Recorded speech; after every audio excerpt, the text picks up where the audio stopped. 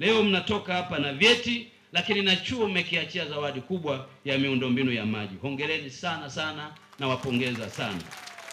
Kamishna Jenerali wa Magereza, endelea kuwaweka pamoja askari wako. Endelea kuwaunganisha kwa pamoja.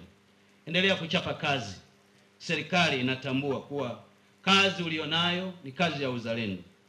Baba wa Taifa Mwalimu Nyerere mwaka 1986 aliwahi kusema kuwa uzalendo si jambo la kujivunia pekee. Uzalendo wa kweli ni ile hali ya mtu ya kutaka kuona maendeleo kwa wote, sio kila mtu ama mmoja mmoja ama kikundi cha watu. Huu ni wakati wa kuonyesha uzalendo wetu kwa taifa letu kwa kufanya kazi kwa bidii kwa kila mtu kwenye eneo alilopewa. Uwe na nafasi kubwa au ndogo, basi hakikisha unaacha alama ya kudumu itakayoishi baada yako. Hivyo na wahitimu wote mtakapokuwa mnarudi, naomba tuendelee kumwenzi baba wa taifa kwa kuendelea kuweka alama mahali tutakapokuwa tunakwenda kufanya kazi.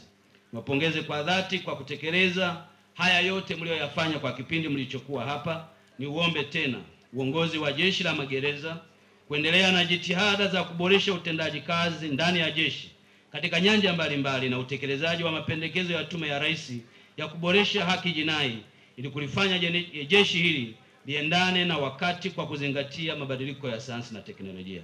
Serikali itaendelea kutatua changamoto zilizopo hatua kwa hatua kadri ya hali itakavyoruhusu. Mmeona serikali imeamua kupandisha vyeo na miongoni mwa waliopandisha vyeo ni wahitimu wetu. Nataka niwahakikishie kuwa kwa kasi alionayo Kamishna Jenerali wa Magereza, serikali itaendelea kuyafanyia kazi kupitia wizara yetu ya mambo ya ndani.